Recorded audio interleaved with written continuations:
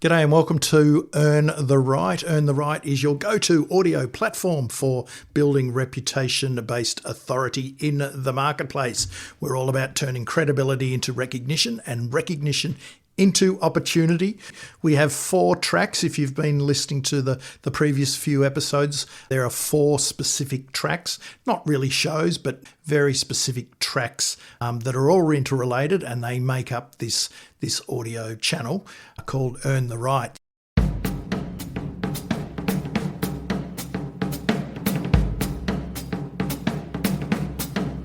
Today's track is Crank the Third. Now, if you've been a long-time listener of this podcast, you'll know that Crank the Third used to be the name of the whole entire podcast, but now it is one track, and it's all about celebrating the wisdom economy. This is a world where depth, perspective, and lived experience fuel what's next.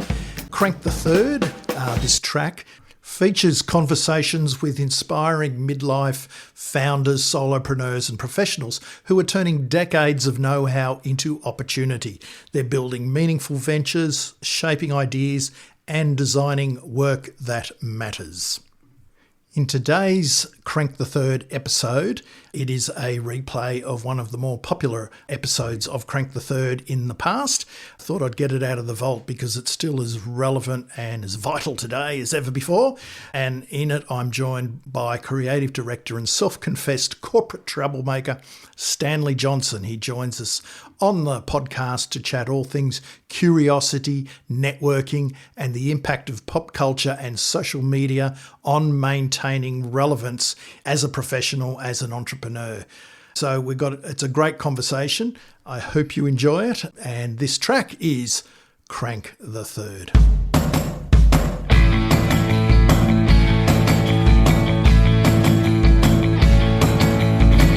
Stanley Johnson, welcome to Crank the Third. My first question is, what were you doing 15 years ago? I'm just trying to work that out. I was going to, it felt like about the year 2000, but it actually wasn't, was it? That was about 24 years ago now. Memory serves, the creative director of Wonderman here in Melbourne. Okay, so that's your background in creative director in advertising agencies in the UK and in Melbourne, Australia. What are you doing now then? You're still in the industry? Yes, absolutely. Yeah, I run now with, let me explain the story. The person who brought me into Wonderman in the year before, 2008, was a guy called Lee Callister. And Lee and I were working together, and then the following year he moved on, and then they elevated me up to his role. Lee and I now we run our own little consultancy together, which goes by the name that we never saw 15 years ago, but is quite clear now, which is Stanley. So that's our little creative consultancy. So when you answer the phone, this is Stanley from Stanley. Well, the funny thing is that when we worked together, because he was the person who brought me in, it was Lee and Stan. Nobody noticed the Stanley until about 4 or 5 years ago. That's hilarious. And so, I mean, I guess that's the thing. You know, we're talking about longevity in the professional trenches, and we'll dig into that a little bit with you. But just a lesson right there is the connections you make over the journey, they're worth their weight in gold. Well, it's an interesting thing, I think, because I like to describe myself as the son of factory workers. So I came up working class in the UK, and then you come into advertising later in life, where you realise a lot of people that you work with have come out of the private school system. So this is not a class warfare thing, but what they learn is about the importance of networking connections, which was something I'd never been introduced to. And so it's only as you go into the business and you start meeting and knowing people that you understand how those people all helpful in their own way, one way or another. So for people who aren't in the advertising industry, can you just give us a snapshot of what a creative director does? Many years ago, I was in the Wellington airport, and the man at the counter looked at my passport, and he said to me, I won't do the New Zealand accent because, that'll just be annoying, but he looked at my passport and he said, creative director, so what do you do? And no one had ever asked me that question before, to be brutal. And so I said to him, I help make ideas happen. His response to that, of course, was, oh, okay. I still don't know, but it sounds interesting. And he left it at that. So that's kind of it in a nutshell. Yeah, I don't have a bigger answer than that, really. I make ideas happen, which is which is quite ironic, Stanley, because you're very much in communication and getting a message from a brand so succinctly, and being able to put that across, various formats, advertising formats for your clients. So, but it's all about very much ideas driven, creativity. You're more of a copywriter, and I take it Lee is more of the visual person. Yeah, I mean, that's the clear delineation that the world sees. But our currency is ideas. And where those ideas come from doesn't really matter. But once we move into production, that's when we separate into our different skill sets. But the creative director is someone who basically looks at an idea and helps it take a leap to light speed. Anyone can have an idea, right? We're all creative. Anyone can have an idea. They are free. You quite literally reach up into the ether and grab one. But to make that idea and make it as awesome as it can possibly be, that's where the real creativity comes in. You've got to wrap that baby in cotton wool and hold its hand every inch of the way as you go through production and out into the marketplace. That involves not just finding the right people to work with along the way to bring that thing to life, but also building relationships of trust with your clients, because sometimes people get a bit nervous. So helping bring them along for the journey as well. The more trust you can build with a client, the better your opportunity of creating great work. So the interesting thing there too is that you've, in terms of creativity, and as you say, anyone, can have an idea. It's just how you shepherd those ideas into reality and take action, of course. But, you've pivoted amazingly once before, and in your early days, as you were a weights and measures inspector, if I recall correctly from previous conversations, and that's about as far away from ideas one would think as possible. Yeah, in fact, weights and measures, which Jeff Kennett privatized, like many things in life, and so that killed that career. But that was actually my second career. I did an apprenticeship. I did what my working class parents told me to do, which was leave school early, boy, get yourself a trade and you'll be set for life. So there I was at 16, a little bit lost, didn't really know what I was doing. And so I was taken by my dad down to the apprenticeship commission, where they did what I think today we would call a psych test. And they came back, and the guy said that, Mr. Johnson, we don't really know what to do with him because we've never seen results quite like it. So looking back on that now, I can understand why. Right. At the same time, that going into an apprenticeship, working with businesses, working with your hands, making things, I draw on that even to today.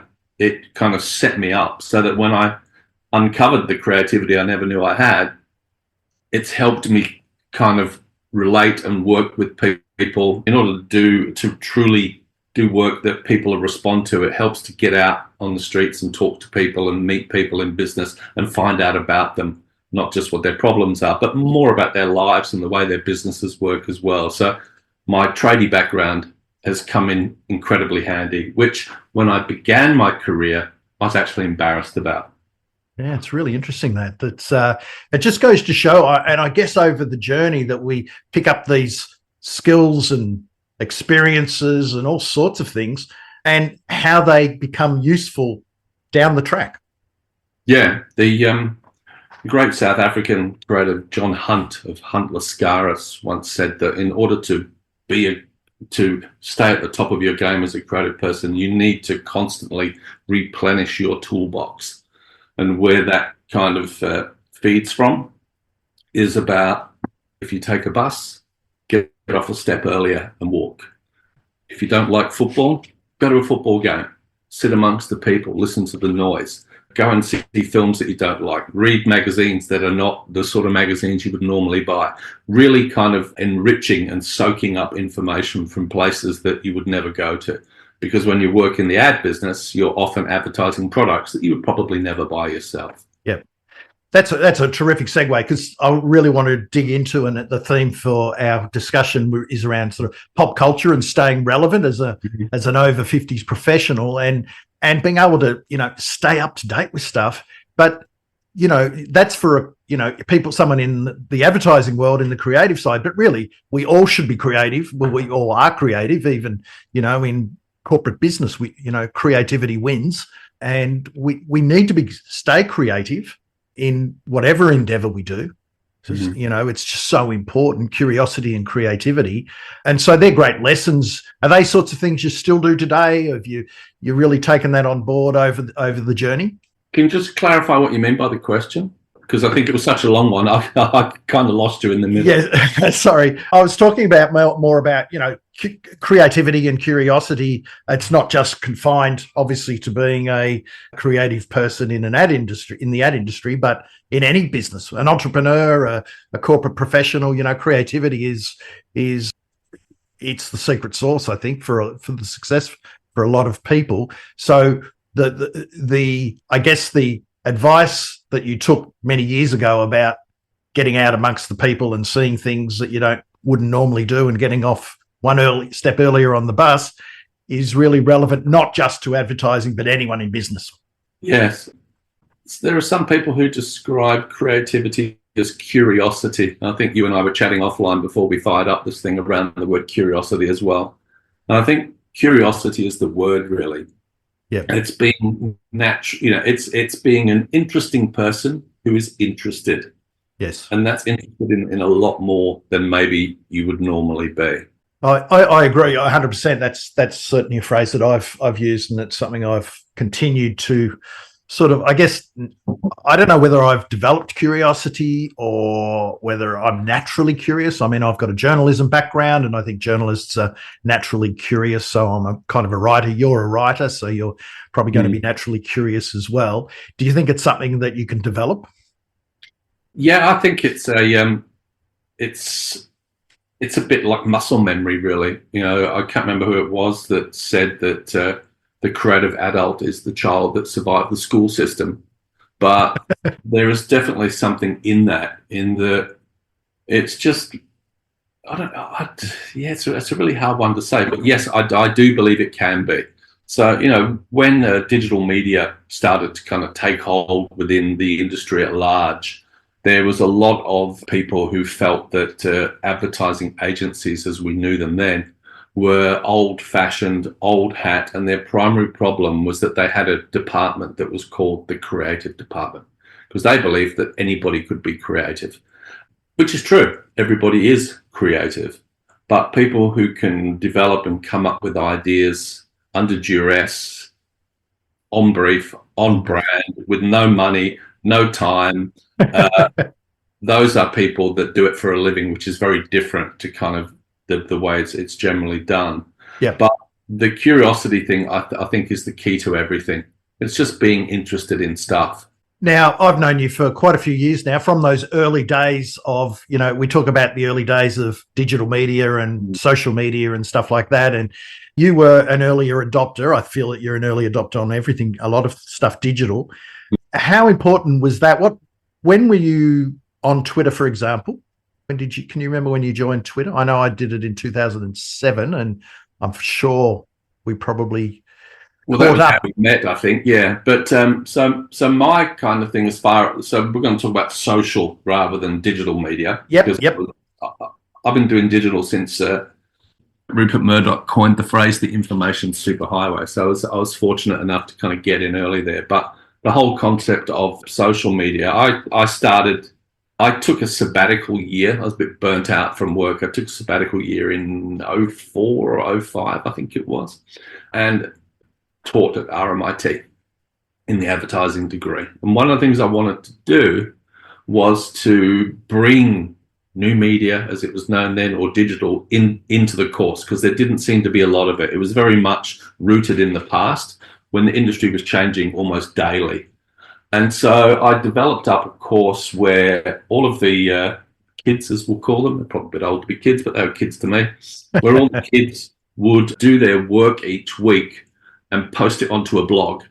And then it meant that with the commentary that they could comment on each other's work to help them grow. So it helped them learn to evaluate ideas, see what people were thinking, and start conversations. And then after I left that, and in order to do that, I thought, well, I need to kind of know what I'm doing here. I can't just tell kids go and start a blog when I don't have one. So I started a blog.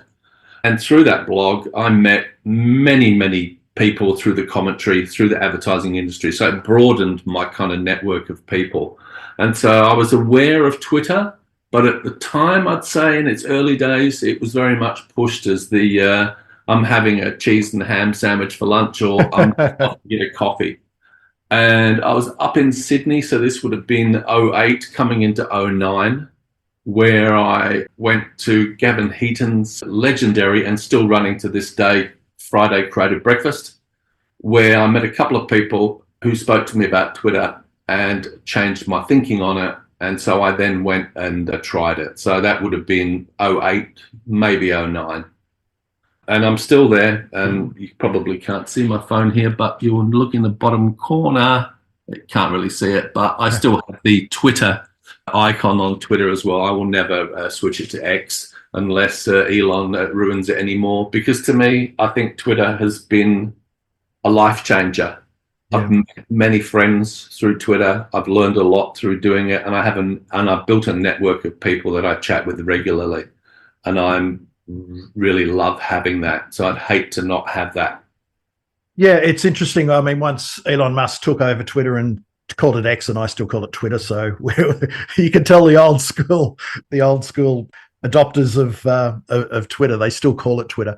But for a while there, the people I followed, I couldn't see their tweets anymore. Like it just they didn't pop up, and you were one of them. And I made an effort to probably like and do a lot of stuff with your tweets, so they kept popping up because I've followed you for a very long time. I know you blogged for 15 years, from around 2005 to pulled up stumps in about 2020.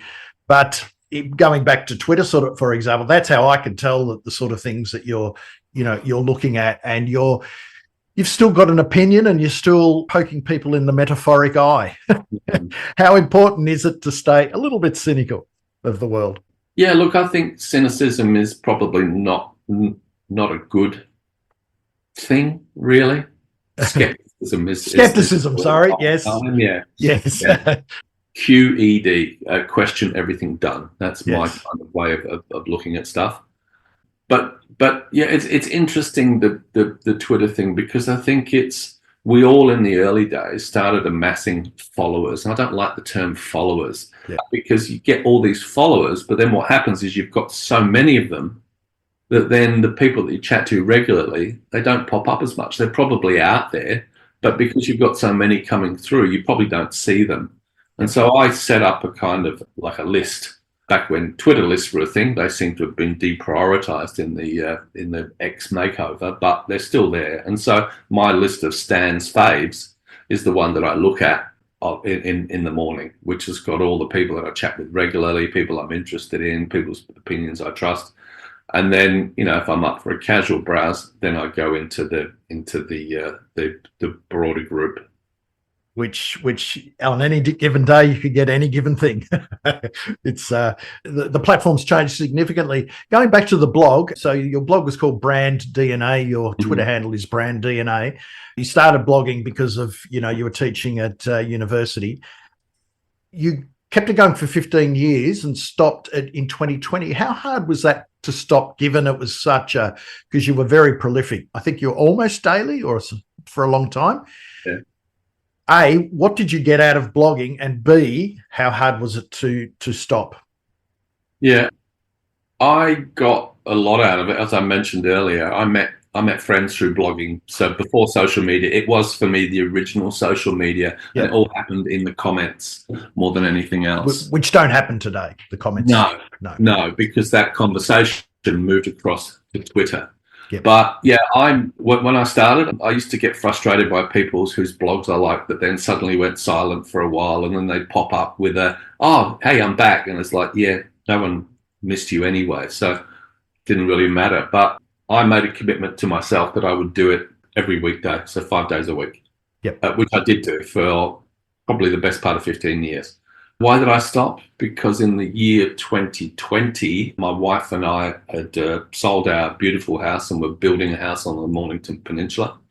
The builder declared themselves bankrupt, and we lost a significant part of our life savings through that. So I was feeling pretty flat. And then on top of that, I lost my job, and then along came COVID. So it was all just, honestly, it was all just too much. I couldn't be bothered with it anymore. I couldn't think clear enough to care about my couple of hundred words a day. So I pulled the pin. Did anybody notice? Probably not, to be honest, but it's still out there on the internet. There's still 15 years worth of stuff, and I regularly go back and have a bit of a browse through and find interesting stuff, which I share through the Stanley Twitter from time to time. How important do you feel it just the act of writing and sharpening your thinking and your ideas, and as part of the whole curiosity and staying creative, how important was writing that blog to you? I think it was important. I do. And I think becoming a regular Twitter user was possibly more important again, because in its original format with 140 characters, I'm a person who never ever does text speak. I send an emoji for a laugh, but I don't ever shorten the words or kind of that. So if I've got 140 characters and I've got an opinion I want to share, I will spend as long as it takes to make it fit within the maximum amount of characters. So working on Twitter has made me a better copywriter/writer, because it allows me to be succinct, Yep, sharp, and I was going to say pointed, but I think that's the same as the sharp. But it actually helped me as a writer. I'm also able to kind of work a little kind of quicker when it comes to headlines and things like that as well. Do you feel that, to stay relevant, social media is important, but more broadly, digital media and just technology generally? And I guess we can get onto the AI question there. How important is it to stay tech savvy? I can't speak for everybody else, so I don't actually know, because I know some perfectly super talented people who have no interest in any of that stuff. But it's been helpful to me. I think, as you would know, Trevor, once you get a bit older and you get married and you got kids and you're not kind of, going out and seeing bands every Friday and every Saturday and then lying in bed on Sunday with a headache and then meeting your friends for lunch. Once that kind of drops off your regular radar, you're not out exposing yourselves to stuff like you used to. And so how else can you kind of stay in touch and kind of do and learn stuff? So I think it's the curiosity, but I'm a dabbler. My old man was someone who was always tinkering under the bonnet of his car. If he bought anything, he never read the instructions. And so I follow that remit. I like to tinker under the bonnet of the internet, as they say. And I guess with that too is, I really like what you just said about, to stay, not to stay creative, to stay curious, you've got to expose yourself to different ideas, different cultures, different, things in pop culture. Like there's so many things, as you've said, but, just to get out of the house and do that, you're probably not doing it as much. We're not going into the office anymore. We're not going to a university anymore as much. And so, we need to continue to fill the well, I suppose, of our thinking and our ideas. And I guess the danger is with algorithms, we get stuck in an echo chamber. So that's why it's important to have I think, a broad spectrum of sources of information that we trust, but can challenge us as well. Yeah, I think so. You mentioned like the well, that's essentially the John Hunt toolbox that I spoke about about 10 minutes ago. And I think it's the curiosity thing comes in as a creative. One of the things you have to learn to do is to not judge ideas or not judge things. It's easy to spot a dud. But at the same time, if you take something, you can help make it better with work. So in a corporate role, for instance, a lot of the time you'll find yourself trapped in a brainstorm. And I say trapped because I'm not a fan of corporate gangbangs with sticky notes. But you're working these brainstorms and the ideas. And so the way they work is, okay, let's look at this thing. And every group, you've got 5 minutes and they're putting sticky notes on the wall. And then at the end of the 5 minutes, then they group them. And it's like, okay, this one, okay, one group work on this one group work on that one. Then this other bunch of motley ones that nobody really likes, they go into what they call the car park. Everyone will be familiar with that expression. Now, in my personal perspective, I would take the car park ideas and give those to someone creative to see what they can do with them. Because a lot of the time, sitting in the car park is where the interesting shit happens. It's easy to fall in love or like ideas that are comfortable or familiar, but the stuff you haven't seen before, that's sitting in the car park. And so that applies with all ideas, really. How can you kind of be judgment-free, but as a creative director, develop the taste in order to know what's right, wrong, what works, what doesn't? And I'm, my eyes are watering over the thought of, I haven't done those sort of brainstorm sessions for a very long time, but the amount of time we've probably all wasted over the years in those corporate gangbangs with sticky notes, as you eloquently describe them. How, in terms of staying, what's the word, questioning everything and taking chances and stuff like that. I mean, obviously, as you grow older in your professional career and stuff like that, there is a tendency, I guess, and I'm generalizing here, of becoming a little bit more conservative and stuck with your own thinking. With what you do, and just by sheer fact that you're talking about getting ideas out of the car park, which are the ones that don't fit or are probably not the safest ones. What's your take on playing things safe? Doesn't matter. It doesn't have to be just advertising, but I guess strategy, making decisions generally. I think that, I don't think I know that there's a lot of risk aversion, and I think from my corporate experience, I'm not going to kind of talk a lot about that, but one of the things I'm conscious of is reluctance to make a decision, or who is the decision maker when there's a group of people involved in a project, or how do you make that decision? So the kind of analysis, the paralysis by analysis, as the cliche goes. I don't have a concern about that. If I worry about what people are going to think, then I'll never do anything interesting. An old creative director of mine told me when I was quite young, he said, if you want to be truly creative, you've got to be prepared to stand up and make a fool of yourself in public. And that's really where the ability to learn how not to judge and to kind of take a creative leap comes in. Because it's easy to look at something and go, oh, God, that's great, but the client would never buy it. Or, oh, gee, I'm not really sure about that. That's a bit risky.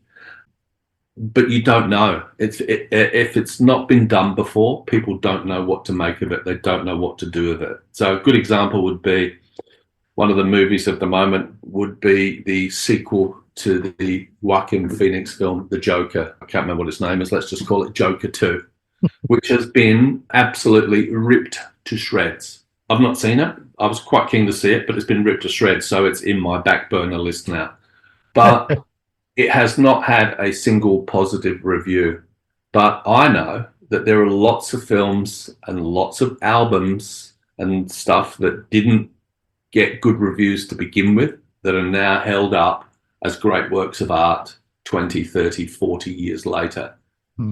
I'd like to kind of go back to see what The Joker Part 2 looks like in 20 years when people reappraise it as this misunderstood review of what we'll now call the new Trump's America, because I think people judge very quickly rather than just allowing things to work before they judge them. They're almost coming in prejudging. And I guess that's the thing, is people, and maybe this has been a social media thing, people don't, they see the headline and they complain, but they don't actually read the context or the full article, or they people complain about films without having seen the film. Well, it's always been the way. When John Lennon was talking once in an interview, and he was talking about, it's getting to the stage now where we're probably almost bigger than Jesus. Up goes the headline, Lennon says Beatles are bigger than Jesus. Yeah. The whole context disappears. Crowds of people in America are burning Beatles records in giant bonfires. It happens that quickly. Martin Scorsese's The Last Temptation of Christ, a truly beautiful piece of film that took him 10 years to raise the funding to make, had people protesting outside. None of them had actually seen the film. All they knew was that, it was called The Last Temptation, and it upset them. You can't mess with that. So people always judge without knowing. Yeah. And it's worse than it's ever been. Yeah. Oh, absolutely. Yeah. It's been set on fire of late. It has. In terms of, I just said before that, as we spend decades in the professional trenches and, got the scuffs on the knees and the scars on the knuckle to prove it, there is a tendency to stay or become a little bit more conservative. But then I see people that are going the opposite way too. And these are the ones that are still blazing trails. And this is what this podcast is about, is that third chapter, I guess, of our professional lives, where, we've what's next, and to keep those fires burning within. And you also, I guess, get to a point in your life where I really don't give a shit what people think. And I think that there's two ways to go. You either become conservative and go even more in your shell, who are probably not as much of the people listening to this podcast, or the ones that want to continue to push boundaries and what's the next thing, and to stay hungry, I guess. And to do that, how many times do you see people say, "Oh, I turned a certain age or whatever," and I don't care what people think anymore. It's not as important as it was when you're going up the corporate ladder. I think there's something else as well, which is that you think back to when we were kids and you saw, I don't know, like our parents, when they were 60, God, they were old. I remember going, like my parents were living down in Adelaide. I remember flying down to surprise my dad for his 50th birthday. He was ancient, and I'm past that age now, and I may look ancient, but I certainly don't feel or think like it. The inside, it's the same. It's actually, I think, a better brain than it was 20 or 30 years ago. It's just the outside that's falling apart. I haven't maintained my car wash and polish. I've spent all my time tinkering under the bonnet, keeping the engine. I love it. You are living a quieter life now, though. Moving from the hustle and bustle of the city to you now. Tell us a little bit about, you're living in the hills now on the outskirts of Melbourne. Is that right? Yeah, so as I touched on earlier about closing off the blog, my wife and I originally, we were looking to build a house in the Mornington Peninsula on a very steep block of land looking out to the water. Once that all fell over and we lost all of our money, we had a small amount of money, and we were like, okay, let's see if we can get back into the marketplace, because we'd been out of it. We've been renting for 4 years as well. And look down at the peninsula, what do we got? We've got, with our budget now, we were going to end up in a townhouse somewhere in like Safety Beach. That wasn't what we wanted. We didn't want to move to the peninsula. We wanted this idyllic, as I'll call it, a house of a hill, not on a hill, of the hill. So it sat in nature. And so my wife had been doing a bit of work with a seamstress up here in the Dandenongs, and she said, "Oh, maybe we should look up there. It's beautiful up there." So I started doing my research, looked at 2 houses. This was the second one. As soon as we parked in the driveway, once we managed to find the joint, because it wasn't easy to get to, and walk down the incredibly steep driveway. But once we walked down, we looked out and it was like, wow, this is incredible.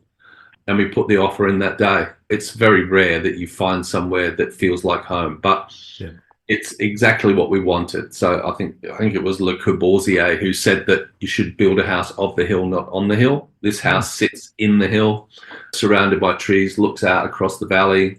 Birds come and visit us every day. Echidnas wander through the garden. It's truly magical. It's a beautiful place to be. And the house is built upside down, so you enter on the ground floor where the bedrooms are, and then you go downstairs to the kitchen and the lounge area.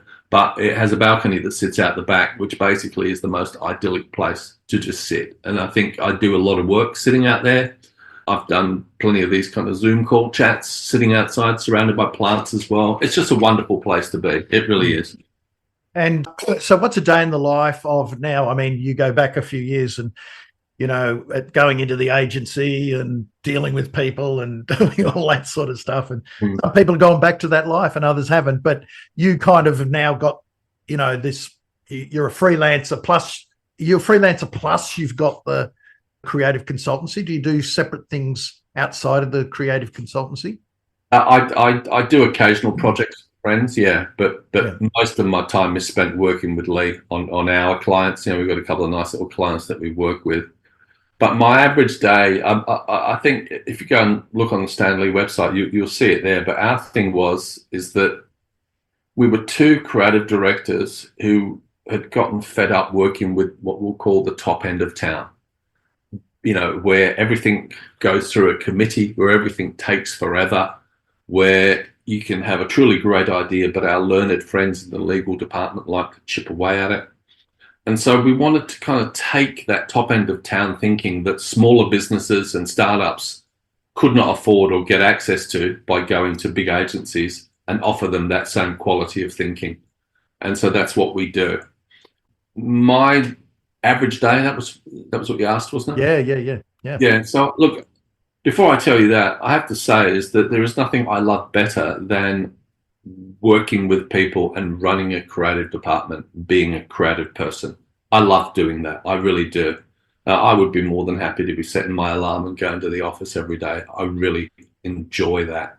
But at the same time, as it sits now, what I wanted was, with this idea of the sea change, which became the tree change, was to kind of do a bit less and to be more accepting of less as well. To kind of, I'm not going to say humble myself, but to kind of not be striving all the time, to be happy with life in general. And so my average day would be, I was going to say, yesterday's probably an interesting one to talk about with everything going on in America. But my yesterday began alarm set up to watch Liverpool clean up by Leverkusen in the European Champions League by 4-0. That, my friend, is a great way to start your day as a person who grew up in Liverpool. Today, got up, read my book for 45 minutes. I like to read in the morning with my breakfast, sitting out on the balcony, beautiful. I then take care of a few emails, or at least tried to, because my computer had updated overnight, so I had to wait half an hour while it rebuilt its operating system. Then checked in on a client. We presented a project to them on Monday, just obviously with it being a public holiday. Just want to kind of check in on how that is. Next from here, I'll probably either pop down to the gym or take the dog for a walk. I'm not sure which. And then in the afternoon, I'll do a Zoom check-in with my creative partner, Lee, where we're doing two things at the moment. One is a project for a client. The other is some self-promo stuff for ourselves. That's it in a nutshell. I mean, it actually sounds quite busy, but it's not. But it's the way I like to work, is that I've always felt that I don't need 8 hours a day of work. I can get so much done in a flow state, 2 to 3 hours, and then just do whatever I need to for the rest. I was going to say that sounds very much like flow. You've got a really good flow happening, some good sort of habits, reading. I know you listen to a lot of music. You're always talking about music. Do you listen to much music during the day? I know you're a music nut, but do you listen to music a lot during the day? My wife asked me a very similar question 2 days ago when we were sitting outside. I think it was on Cup Day morning. I was sitting outside and she said, why do you always have music on? And my answer is, I don't know. I just do. I think, you grow up. I don't know what it's like being a kid today, but when I was a kid, I grew up in a house where the radio was always playing in the kitchen or in the background. And then you get in the car and the car radio was on. So I've always had music around. I just like to have music. But I don't know why. What were you listening to, I guess, before this morning? What was something that you the type of music you listen to this morning? I was listening to an album which just came out this week, called Enough, by a band called Office Culture, who come out of Brooklyn, I think. Interesting record. The sort of wry, ironic hipsters of Brooklyn, who probably the sort of people that helped drag Steely Dan out of the easy listening yacht rock basket into the elevated, one of the great bands of all time status. That would be Bathing Culture. I was listening to that before we came on here. And then while I was sitting reading my breakfast, I was listening to some Philip Glass solo piano. That's a nice spread there, my friend, a nice spread. Both Brooklyn based, interestingly. Yeah. In terms of, I know that you use vinyl a lot. Is everything vinyl? You're up and down all the time, or you just mix it up a bit? No, look, my record collection, as we'll call it, sat in storage for many, many years. And so when we moved up here, I decided it's time to kind of dust it off and get it out. So I still had my original turntable that I bought, I think, when I was 21. Wow.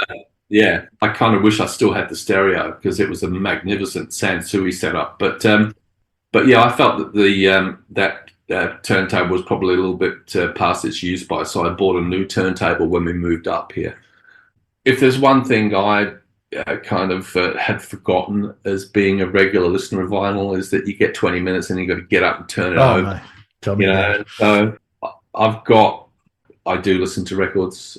I also still, in the same way as I call X Twitter, I still call whatever Apple's music setup is in my computer, I still call that iTunes. And so I've got a massive, I have a giant, like 1 terabyte of storage on my laptop, because I've got a ton of music on it.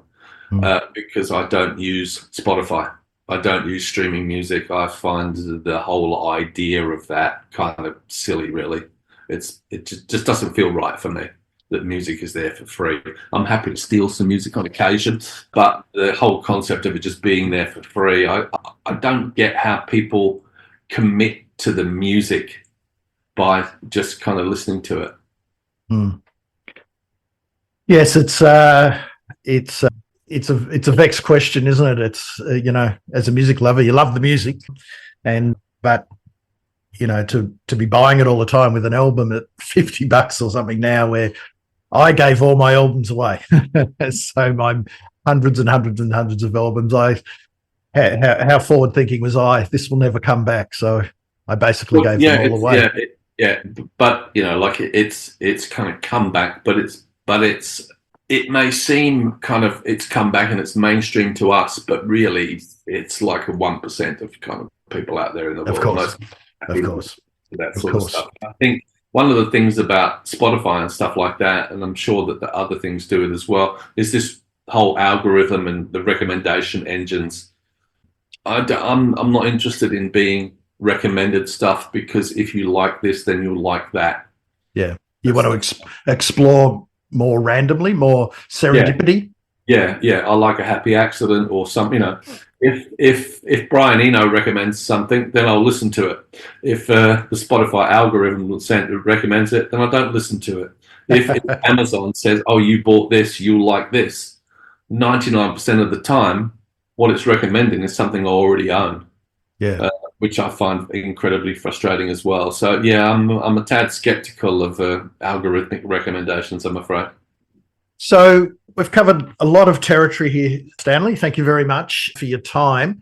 And just like to sort of finish it off, for any people who are in this third chapter of their professional life, they're either wanting to do something different or wind down or crank up. This is all about cranking up and continuing to stay relevant and doing interesting things. And I guess leveraging the large reservoir of skills and experiences and wisdom that we have and put it to interesting uses. What are some, given that you are staying relevant, I see it, you might not sit here and say, I am a relevant man, but I can tell you now from everything that I see you talk about and tweet and write about and everything, you are. What are some tips for people to stay curious, to stay relevant, to stay on top of things and to push themselves a little bit. Just that one you've just talked about is, with things like books and music and things like that, is to not acquiesce to the algorithm. So I'll add that as a bonus tip. But what are some things you think how people can stay curious and to work that muscle, that curiosity and cultural muscle? I don't remember who it was that said stay hungry. I think it's as simple as that, really. Steve Jobs, I think. Yeah. And I think he's right. And I like that you call this, like the third, because I always think of the fourth quarter, from a football perspective. But if you're in the fourth quarter, well, there's no fifth quarter. And that's probably, I appreciate that you're not talking to me about being too old to do this stuff, because I don't think there is anything as too old. I think about William Burroughs, the great creative and writer who published the Naked Lunch when he was about 50. I think about Picasso, who was still painting when he died, and I think he died at around about the age of 90 or something like that. And so I don't think that age is an issue. It's just keeping fresh, staying hungry, as Steve Jobs said. If I think back to, I remember you and I did a little bit of work together when I took the role at MYOB. And one of the interesting things about that was a huge risk for me, because at the time I was working with Cummins and Partners, who, unbeknownst to me at the time, would go on to become Agency of the Year that year. But I left them to take that role at MYOB, newly created role of creative director. They wanted someone to come in there and help drive some change. And that was an intern. That MYOB, for those who don't know, is a tech company, big tech company in Australia. And you went from being in an agency to an in-house role. Yeah. So being the creative director of the business, I looked after interior kind of agency people, but also had influence across the business as well. But I remember at the time when, it's odd when you get headhunted for a role that you're the only person for, and then you have to jump through more hoops and kind of interviews than you would ever expect along the way. But one thing I do remember was talking to the headhunter who had said to me that the person who was hiring had said, "Love Stan, love the look of him, really switched on, but do you have anybody who's younger and a bit more digitally centric?" Now, he should never have revealed that, but he did, and I'm glad that he did, because it really pissed me off. Because I thought that I came to advertising late in life, but looking back on it now, I was a hell of a lot younger then than I am now. So I wasn't old, I just thought I was. And so that's the mindset thing, you're as old as you think you are. And it's as simple as that. Yep. Fair call. I think that you're spot on, and it is about staying hungry and just exploring things that, we're now seeing people get out and do that. And, I was hearing a story the other day about someone who's just up digs and going overseas. The kids have grown up, so they're just going to live overseas, and whatever happens, happens. And well, my wife and I, when we went to London, most people that go to London go in their 20s, they work in bars or they have a job and they get a job, and they think, when we went, we were in our 30s with two small children. We spoke earlier about risk. Yep. There's no bigger risk than that, walking a creative director's job, renting out the house that you'd bought and going to London, no job to go to whatsoever. I think about that now. I'm going to swear, that's fucking insane. Let me tell you, getting a job in London was a hell of a lot easier than getting a job when I came back to Melbourne 3 years later. Wow. That's my daughter's just gone over, and she's now she's in her 20s. So, yes, she's treading that well-worn path of Australians going to London. But I guess the whole thing is, from that you learn more, and it's our experiences. And I guess, again, being in trenches for so long, those experiences shape you and shape your thinking. And that gives you an edge, because you can see things that others don't see. It was interesting though, because I remember at the end of my, I got a job. I turned down a job after 3 days and got offered 2 roles in the first week I was there. And the role that I eventually took at the end of the 3-month probation period, I went out for lunch with the chief creative officer and the executive creative director. There's more layers of creativity than anything in these big London agencies. But one of the questions they asked, they said, when we first met you, we asked you why you'd come to London, and you said because it was the centre of the industry, and it's, you kind of wanted to do great work, and that's why you came here. How do you feel about it now? And I said, well, to be honest, it's just the same shit with the bigger budgets and bigger reach. And they said, yeah. He said to me, what you didn't realize is that you didn't need to come to Australia to do great work because you were already doing it. And that if I had my career over again, I would have come to Melbourne and worked for you because you were doing truly great work there. And that was the first time I ever thought about that. We all talk about cultural cringe, tall poppies, good stuff only comes out of, like the big centres. It's not the case at all. I love Richard Florida's idea around second city syndrome, which is where the really interesting stuff doesn't come out of the capital cities. It comes out of the minor cities. So you use music as an example. We all think London's the centre of music in the UK. Manchester, Liverpool, Leeds gave us a lot of electronic music. You've got Bristol, which is basically the epicenter of music today with drum and bass and kind of black influences. So all those cities. You look at America, you think it's New York, but then it blossomed in LA, and then it came out of Seattle, Detroit, Memphis, Detroit, Nashville, all of these minor cities. And so I love that idea, and that to me was how I helped me re-embrace Melbourne when we came back from London, because I wasn't overly happy about coming back. But that Melbourne-Sydney thing, to me, what I loved about Melbourne was that it had embraced its laneways and its lack of harbour and bridge, and just embraced being Melbourne.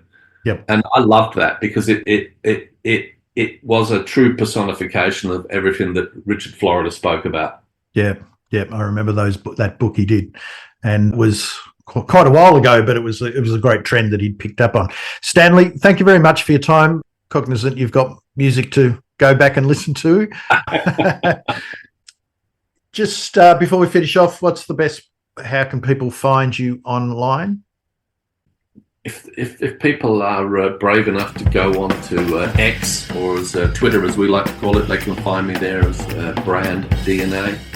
If they want to kind of know more about Stanley Consulting and how we can help bring brands to life, and that URL is stan-lee.com.au. L-E-E. Yeah. Terrific, mate. Thank you very much for your time. All right, it's been a pleasure, Trevor.